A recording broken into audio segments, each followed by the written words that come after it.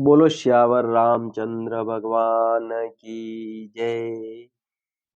श्री रामचरितमानस इस YouTube channel पर पूरा अपलोड हो गया है।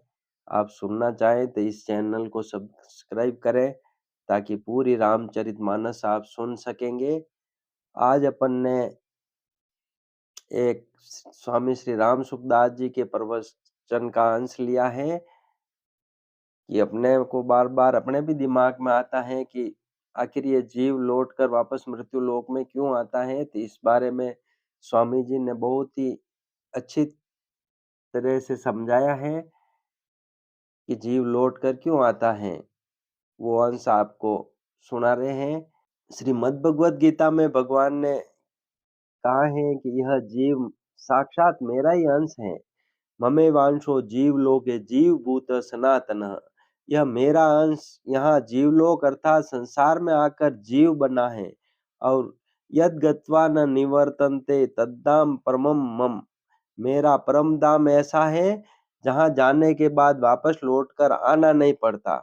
तो फिर जीव को भगवान के धाम में जाना चाहिए।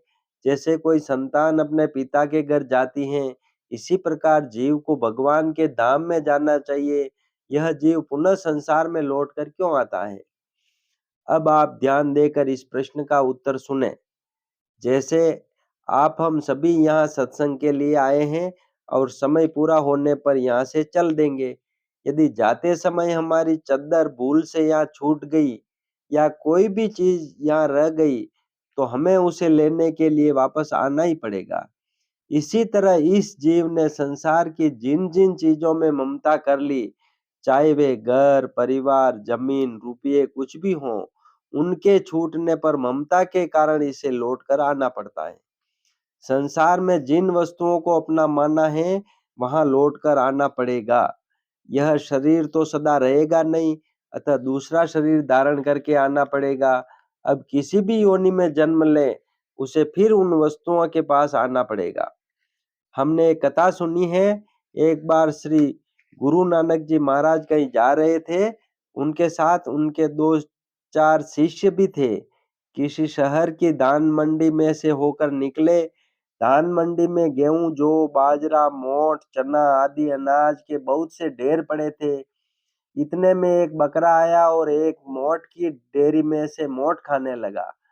वहां पर उस डेयरी का मालिक बैठा था। उसने बकरे के केश पकड़ लिए और उसके मुंह पर डंडे मारने लगा। काफी मारपीट के बाद उसने उसके मुख से दाने निकलवा लिए। इस दृश्य को देखकर श्री गुरु नानक जी महाराज हंसे। साथ में चल रहे शिष्यों को आश्चर्य हुआ। उन्होंने पूछा, महाराज, बकरे के तो मार पड़ रही है और आप हंस रहे हैं। संतों की हर क्रिया किसी प्रयोजन को लेकर होती है, अतः महाराज हमें बताएं आप हंसे क्यों। तब श्री नानक जी महाराज बोले, देखो, जो मार रहा है वह बनिया इस बकरे का बेटा है और यह बकरा इस बनिए का बाप है। इससे पहले के जन्म में यह इस दुकान का मालिक था। इस दुकान में इसका बैठने का स्वभाव था। भीतर दुकान और बाहर जो यह बरामदा है, इसी में यह बैठा रहता था। इसलिए आजकल भी रात में यह बकरा यहाँ ही बैठता है। इसको याद नहीं है, लेकिन इसको यह जगह ही अच्छी लगती है। इसने बड़े बड़े देवताओं की मनौती करके इस पुत्र को पाया था। कमाया हुआ बहुत सा धन इसी बकरे का है, लेकिन आज थोड़े से दानों में भी इसका हिस्सा नहीं है। खाने के लिए आता है तो मार पड़ती है और मुंह से दाने निकाल लिए जाते हैं। लोग फिर भी संग्रह करते हैं। यह जीव जिस किसी भी वस्तु या जगह में आसक्ति, प्रियता या वासना रखेगा, उसे मृत्यु के बाद चाहे कोई भी योनि मिले, उसी जगह आना पड़ेगा। पशु, पक्षी, चिड़िया, चूहे आदि उसी घर में जाते हैं जिसमें पूर्व जन्म में राग था। कारणम गुण संगो अस्य सदसद्योनि जन्मसु। ऊंच नीच योनियों में जन्म होने में कारण है गुणों का संग, आसक्ति, प्रियता, वासना। जो जड़ जड़ चीजों में प्रियता रखेगा उसको लौट कर आना पड़ेगा। जिसकी जड़ वस्तुओं में आसक्ति या प्रियता नहीं और भगवान के साथ प्रेम है, वह भगवान को प्राप्त हो जाता है। इतनी विलक्षणता है कि अंतकाल में भी भगवान का स्मरण करने वाला निसंदेह भगवान को प्राप्त हो जाता है। अंतकाल में भी याद कर लो तो बेड़ा पार है। अंतकाले च मामेव स्मरन् मुक्त्वा कलेवरम् यः प्रयाति स मद्भावं याति नास्त्यत्र संशयः। अंतकाल के स्मरण से भी यह जीव भगवान को प्राप्त हो जाता है, क्योंकि इसका भगवान से घनिष्ठ संबंध है। भगवान का अंश होने के कारण यह भगवान के सम्मुख होते ही भगवान को प्राप्त हो जाता है, इसमें संदेह की कोई बात नहीं। फिर यह लौटकर क्यों आता है? इसमें खास कारण यह है कि संसार की चीजों में अपनापन कर लेने से इसको विवश होकर यहाँ आना पड़ता है। इस जीव का मन संसार में खिंच जाता है, तो भगवान फिर वैसा ही मौका दे देते हैं, अर्थात जन्म दे देते हैं। इसलिए जीव को उचित है कि यहाँ रहता हुआ ही निर्लेप रहे, भीतर में ममता आसक्ति करके फंसे नहीं। ऐसा माने कि ठाकुर जी का संसार है, ठाकुर जी का परिवार है, ठाकुर जी के रुपये हैं, ठाकुर जी का घर है, हम तो ठाकुर जी का काम करते हैं। मुन्नीम की तरह रहे, मालिक न बने। जो काम करे उसका एहसान ठाकुर जी पर रखे कि महाराज हम आपका काम करते हैं, हमारा यहाँ क्या है? परिवार आपका, घर आपका, धन आपका, जमीन आपकी। यही सच्ची बात है, क्योंकि जब जन्मे थे नंग दड़ंग थे, एक धागा भी पास में नहीं था और मरेंगे तो यह लाश भी यहीं पड़ी रहेगी। लाश को भी साथ नहीं ले जा सकते, तो धन संपत्ति वैभव परिवार साथ में ले जा सकेंगे क्या? साथ में लाए नहीं, साथ में ले जा सकते नहीं, और यहाँ रहते हुए भी इन सबको अपने मन मुताबिक बना सकते नहीं। आपका प्रत्यक्ष अनुभव है कि आपके लड़के लड़की आपका कहना नहीं मानते, स्त्रियां नहीं मानती, कुटुंबी नहीं जन नहीं मानते, तो सिद्ध हुआ कि आप इनको अपने मन मुताबिक नहीं बना सकते, और जितने दिन चाहे साथ में रख नहीं सकते, बदल नहीं सकते। स्वभाव बदल दे या रंग बदल दे, यह आपके हाथ की बात नहीं। फिर भी इनको कहते हैं मेरी चीजें, ये मेरे कैसे हुए बताइए? अतः मानना ही होगा कि ये सब मेरे नहीं हैं, भगवान के दिए हुए हैं और भगवान के हैं। जैसे आपको और हमें सत्संग करने के लिए यह मकान दिया गया है, अब यदि हम इस पर कब्जा कर लें, यह तख्त हमारा, बिछौना भी हमारा, माइक भी हमारा, क्योंकि हम इस तख्ते पर बैठे थे, इस माइक पर बोले थे, तो यह बेईमानी हुई या नहीं? इसी तरह भगवान ने हमें धन, संपत्ति, वैभव, कुटुंब आदि सेवा करने के लिए दिए हैं। अच्छी तरह प्रबंध करो, सबको सुख पहुंचाओ, पर आप मालिक बनकर बैठ गए। क्या यह मालकियत सदा रहेगी? ये अपने साथ सदा रहेंगे? क्या हम इनके साथ रह सकेंगे? क्या इनको अपने मन मुताबिक बदल सकेंगे? क्या इन पर हमारा कुछ भी वश चलता है? नहीं चलता। फिर भी हम इन्हें हमारे कहते हैं। वस्तुओं के साथ केवल अपनेपन की मान्यता है, अपनापन वास्तव में है नहीं, केवल माना हुआ है। प्रभु के साथ अपनापन वास्तव में है, निश्चित है, केवल उनको भूले हुए हैं। प्रभु अपने होते हुए भी हम उनको भूल गए, उनसे विमुख हो गए, और संसार कभी अपना हुआ नहीं, हो सकता नहीं, उसको हमने अपना मान लिया, इसीलिए यहाँ लौट कर आना पड़ता है। अगर इनको आप अपना नहीं मानते, तो आप यहाँ वापस नहीं आते। यहाँ लोग भिन्न-भिन्न जगहों, शहरों से आए हैं। सत्संग की समाप्ति के बाद यहाँ कौन आएगा? जिसकी कोई चीज यहाँ रह जाएगी वही आएगा। जिसकी कोई वस्तु यहाँ नहीं छूटेगी वह क्यों आएगा? यदि संसार की चीजों को आप अपना मानेंगे, तो ये चीजें तो आपके साथ रहेगी नहीं, लेकिन आपने इनके साथ जो अपनापन कर लिया है, वह आप जब तक छोड़ोगे नहीं, तब तक छूटेगा नहीं। आप छोड़ दो तो यह अपनापन इस शरीर की जीवित अवस्था में ही छूट जाएगा। जैसे कोई साधु हो गया, साधु होने के बाद गृहस्थाश्रम से कोई अपनापन नहीं रहता। अब यदि अपने कुटुंब के स्त्री, पुत्र, भाई आदि सभी सदस्य एक साथ मर जाए, तो भी उस साधु को चिंता नहीं होती। अगर चिंता होती है, तो असली साधु हुआ नहीं, अभी संबंध जोड़ा हुआ है।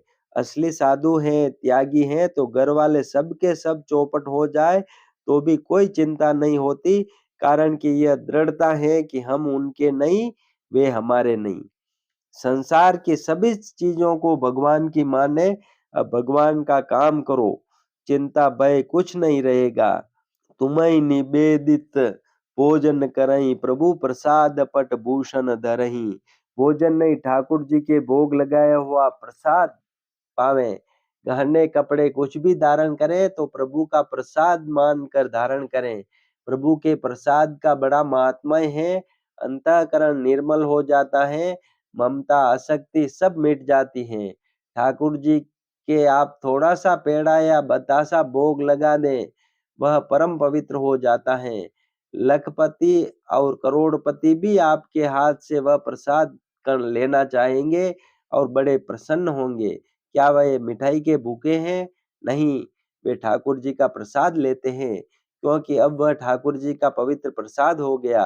क्यों? क्योंकि अब आपकी उसमें ममता नहीं रही। चाहे आप ही बांटे लेकिन वह आपका नहीं, ठाकुर जी का है। आप भाई बहन कृपा करो, अभी अपनी सभी चीजों को भगवान की मान लो। हृदय से मान लो कि हे नाथ, यह सब कुछ आपका है। गहना कपड़ा भोजन मकान आदि सब कुछ प्रभु का प्रसाद है। अब भगवान की मर्जी हो वहां रखो, हम लौट कर क्यों आएंगे? हमारी कई ममता नहीं, कोई हमारा है ही नहीं।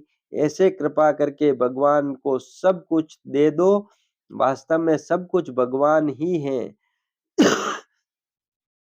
हमने उसको अपना माना है, केवल मान्यता छोड़नी है। महाराज रघु ने विश्व जीत त्याग किया, संसार पर विजय कर ले और बाद में सर्वस्त्र दान कर दे। यह विश्वजीत याग होता है। सज्जनों, आप और हम सब विश्वजीत याग कर सकते हैं। हृदय से सब वस्तुओं को भगवान के अर्पण कर दे, शरीर को भी अपना न माने। कोई वस्तु हमारी है ही नहीं। हृदय से यदि ऐसा भाव कर ले तो विश्वजीत यज्ञ हो जाएगा और कहीं जाना भी नहीं पड़ेगा। लोग कहते हैं कि भगवान की माया से हम मोहित हो गए। भगवान की माया से मोहित नहीं हुए, लेकिन भगवान की माया को अपना मान लिया, इसलिए मोहित हो गए। भगवान की माया किसी को मोहित करती ही नहीं, वह तो सबका काम सुचारू रूप से चले ऐसी सुविधा देती है, कृपा करती हैं। परंतु आप मिली हुई वस्तुओं पर कब्जा कर लेते हो, उन्हें अपना मान लेते हो। सज्जनों, ये आपकी है नहीं, थी नहीं और रहेगी भी नहीं। अभी भी निरंतर इनका वियोग हो रहा है। ध्यान दें, जितने दिन आप हम इन वस्तुओं को अपना मानकर जी गए, उतना इनसे वियोग हो गया। यदि कोई चीज हमारे पास 50 वर्ष रहने वाली है और 10 वर्ष बीत गए, तो अब वह चीज 50 वर्ष हमारे पास रहेगी? अब तो 40 वर्ष ही रहेगी। इसलिए वियोग तो निरंतर हो ही रहा है। जिस वस्तु को आप अपनी मानते हैं, वह आपसे प्रति क्षण अलग हो रही है। पहले अलग थी, बाद में अलग रहेगी और अभी वर्तमान में भी अलग हो रही हैं। वस्तु कभी नहीं कहती कि तुम मेरे हो और मैं तुम्हारी हूँ। आप कहते हैं कि यह मेरी है, अतः आपको लौट कर आना होता है। घर ने आपको मेरा नहीं कहा, वस्तुओं ने आपको मेरा नहीं कहा और सच्ची पूछो तो कुटुंबी जन भी आप जब तक जीते हैं तभी तक मेरा मेरा कहते हैं। प्राण निकलने पर जलाकर भस्म कर देंगे, फूंक देंगे। श्वास थका सब आस करे, श्वास गया अब काढ़ो रे काढ़ो। धरती को धन बताए दियो, अब नाक सनेती में बांधो रे गाडो। अड़ोस पड़ोस के आए खड़े, सब को न कहवत राखो रे ठाड़ो। ठेठ मसान पहुंचाए दियो, अब रह गई जान चलो गयो लाडो। फिर भी कहते हैं यह मेरा आपका क्या है? शरीर भी यही पड़ा रह जाएगा।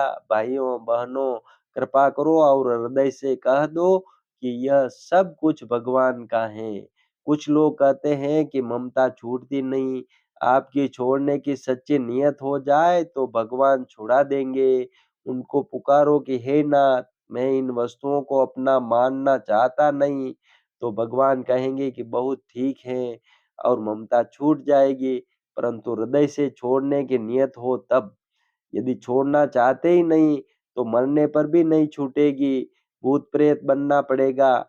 वही पोशाक धारण किए उसी घर में आता है, लोगों को दिखता है, भूत प्रेत बन जाने पर भी ममता छूटेगी नहीं। इसलिए आपने जो सांसारिक वस्तुओं में अपनापन कर लिया है, यह संसार में लौट कर आने का खास कारण है, यही बहुत बड़ी गलती है। यह सब संसार परमात्मा का है और मान लिया अपना, यह बेईमानी है, ईमानदारी नहीं है। भाइयों, बहनों, माताओं, आप मानो तो सही, अ, आप अपनी कही जाने वाली सब चीज़ों को भगवान की मानकर चलो तो वे सब भगवान का प्रसाद हो जाएगी। फिर मस्त हो जाओ कि हम ठाकुर जी के प्रसाद पाते हैं, हमारे समान कौन बड़भागी है। चीज़ चली जाए तो ठाकुर जी की चीज़ चली गई, अपनी मानेंगे ही नहीं। हाँ, रक्षा ठीक तरह से करेंगे। अब बोलो, मरने में भी मौज रहेगी कि नहीं? कबीरदास जी कहते हैं, सब जग डर पे मरण से, मेरे मरणानंद, कब मरिए कब भेंटिए पूर्ण परमानंद। मेरे मरने में आनंद है, क्योंकि अपने प्यारे प्रभु से मिलेंगे, अपने घर जाएंगे। भगवान हमारा घर है, देश है, परिवार है, हमारे वे हैं, हम उन्हीं के अंश हैं, उन्हीं की जाति के हैं, उन्हीं के संबंधी हैं। आप और हम सब भगवान के हैं। यह देश अपना देश नहीं है। इन आंगणिये है सकी हम खेलन आए, कोई खेलिया कई कई खेलिया कई खेल सी, कई खेल सिधाए।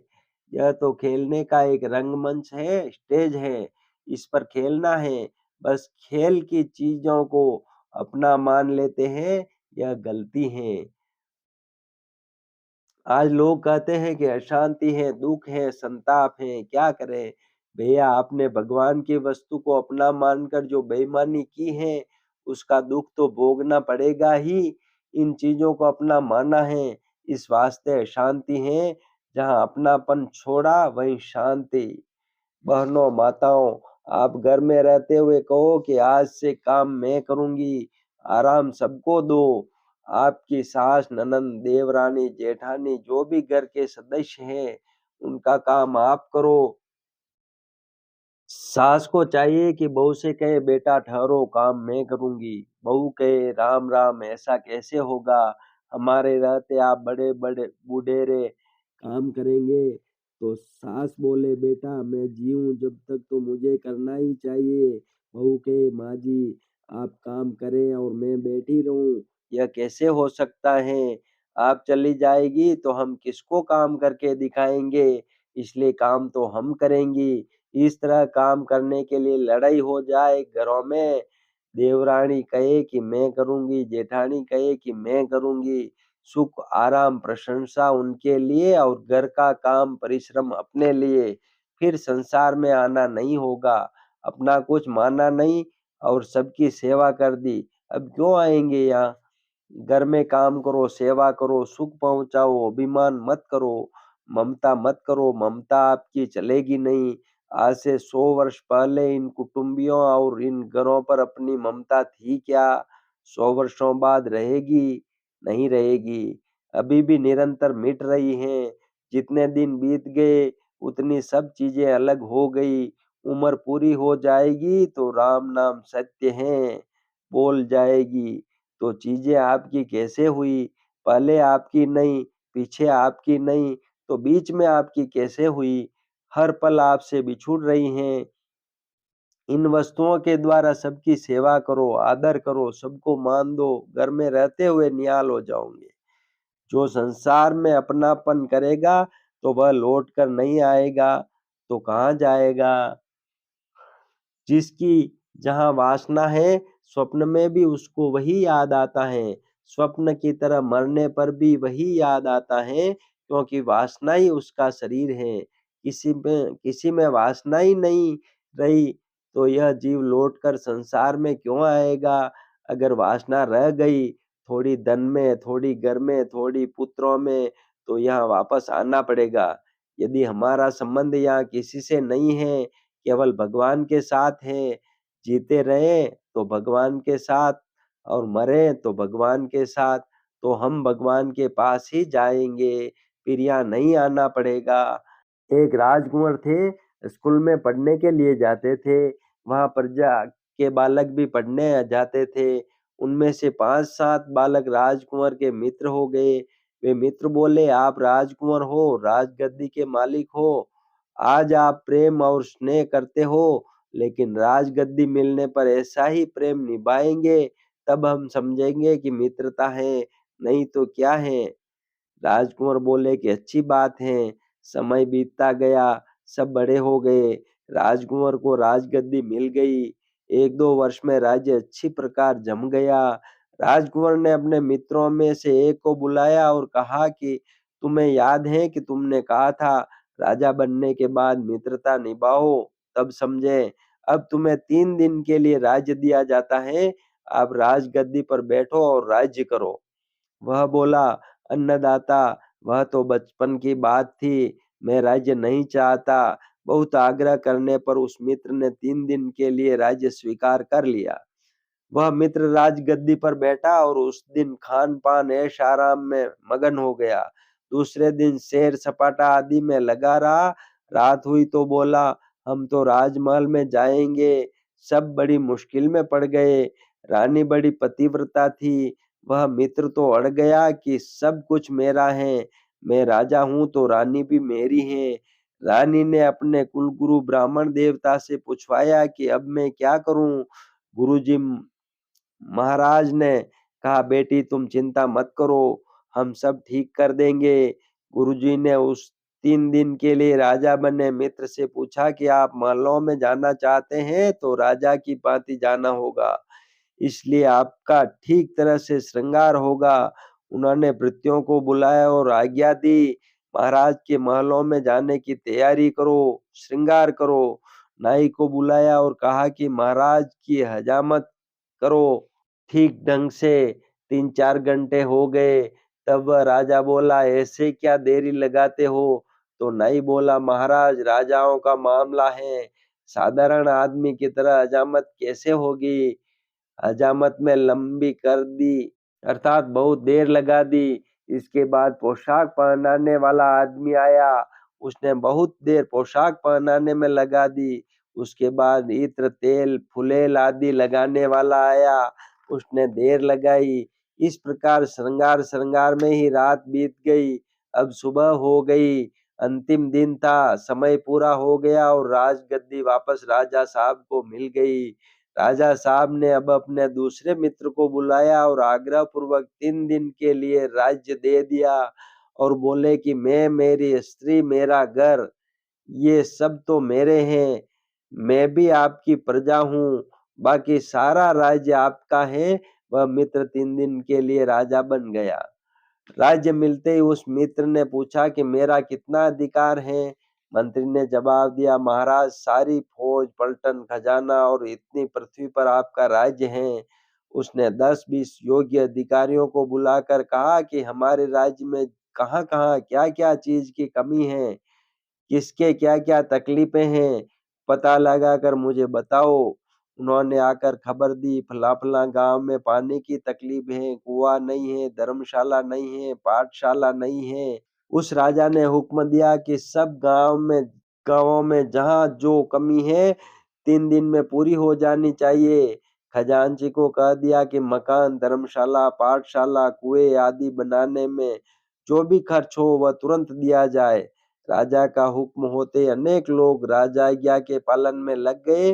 3 दिन पूरे होते-होते विभिन्न स्थानों में से समाचार आने लगे कि इतना-इतना काम हो गया है और इतना बाकी रहा है। जल्दी पूरा करने का आदेश देकर उस मित्र ने राज्य वापस राजा को दे दिया। राजा बड़े प्रसन्न हुए और बोले कि हम तुम्हें जाने नहीं देंगे, हमारा मंत्री बनाएंगे। हमें राज्य मिला, लेकिन हमने प्रजा का इतना ध्यान नहीं रखा जितना आपने 3 दिन में रखा है। अब राजा तो नाम मात्र के रहे और वह मित्र सदा के लिए उनका विश्वास पात्र मंत्री बन गया। इसी प्रकार हमें बाल्यावस्था, युवावस्था और वृद्धावस्था ऐसे 3 दिन के लिए भगवान की तरफ से राज्य मिला है। अब जो रुपया संग्रह और भोग भोगने में लगे हैं, उनकी तो हजामत हो रही है और जो दूसरे मित्र की तरह सेवा कर रहे हैं, उनको भगवान कहते हैं, मैं तो हूँ भगतन को दास भगत मेरे मुकुटमणि। तो भाई हमारे पास जो भी धन संपत्ति वैभव आदि है, उसके द्वारा सबका प्रबंध करो, सबकी सेवा करो। वह राज्य 3 दिन के लिए मिला है। अब निर्णय अपने को करना है कि हजामत में समय खोना है या भगवान का विश्वास पात्र बनना है। लक्ष्मी जी हमारी माँ है, भगवान हमारे पिता हैं। निर्वाह के लिए लक्ष्मी माँ से ले लो, लेकिन लक्ष्मी जी को भोगना चाहते हैं, स्त्री बनाना चाहते हैं, यह पाप है। वह हमारी पूजनीय माँ है। सेवा भाव होगा तो माँ भी खुश रहे होगी और पिताजी भी खुश होंगे। फिर हमें संसार में लौटने की आवश्यकता नहीं रहेगी। पिताजी के धाम में हमारा सदा निवास होगा। हम वहाँ के रहने वाले हैं, यहाँ क्यों आएँगे? हमारा यह लोक है ही नहीं, यह तो जीवलोक है। हमारा लोक तो हमारे प्रभु का धाम है, हम तो उसी लोक के हैं। कबीर साहब कहते हैं, मैं तो पूरबियो पूरब देश रो, मारी बोली लखे न कोय, मारी बोली जो लखे दर पूरब लो होय। मैं तो पूरब देश का हूँ, मेरी भाषा यहाँ कोई नहीं समझता, यहाँ सब पश्चिम देश के लोग हैं। मेरी बोली वही समझ सकता है जो ठेठ पूरब देश का रहने वाला हो। मैं भगवान का हूँ, केवल भगवान ही मेरे हैं, सब चीजें भगवान की हैं, मेरा कुछ नहीं है। ये बातें जो ठीक-ठीक समझ लेता है, उसको मरने के बाद यहाँ लौट कर नहीं आना पड़ता। लेकिन जो संसार में ममता रखता है और मर जाता है तो उसे लौटना ही पड़ता है। ये स्वामी जी ने समझाया है और इस प्रवचन को अगर बार-बार सुना जाए तो अपने पर काफ़ी असर पड़ता है, यह पक्की बात है। बोलो सियावर रामचंद्र भगवान की जय।